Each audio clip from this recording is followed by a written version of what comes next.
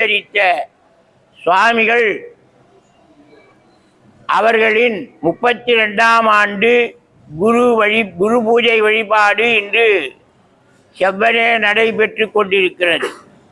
காலை தொடங்கி மாலை வரை இரவு வரை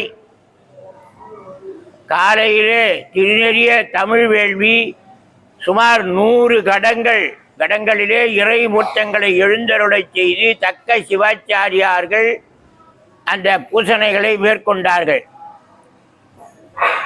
கோவை பேரூராதீனம் அவர்களும் ரத்னகிரி பாலமுருகனடியை சுவாமிகளும் கலவை சச்சிதானந்த சுவாமிகளும் எழுந்தருளி அந்த நல்ல நேரத்திலே நமக்கெல்லாம் அருளாசி வழங்கினார்கள்.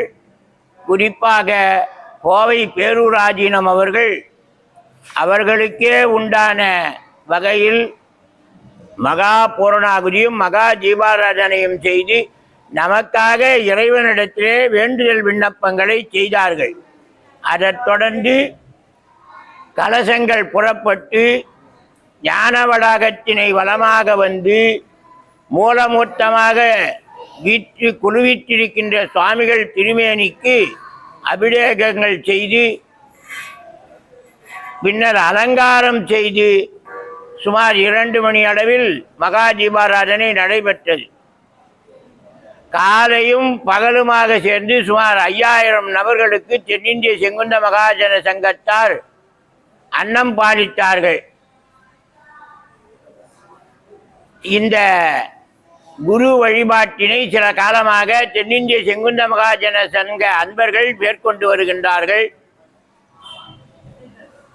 குரு வழிபாட்டிலே எல்லோரும் கலந்து கொள்ளலாம், எல்லோரும் பங்கெடுத்துக் கொள்ளலாம் என்பதிலே எந்த விதமான மாற்று கருத்தும் இல்லை.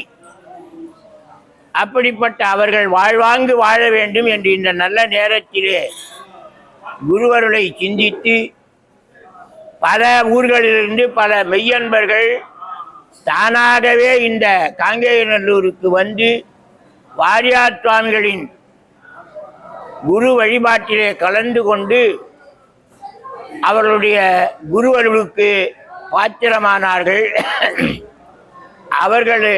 அவர்களுடைய அந்த ஆன்மநேய ஒருமைப்பாட்டிற்கும் குருவை வணங்க வேண்டும் என்கின்ற எண்ணத்திற்கும் நாங்கள் என்றும் தலை வணங்குகின்றோம். பல அரசியல் தலைவர்களும்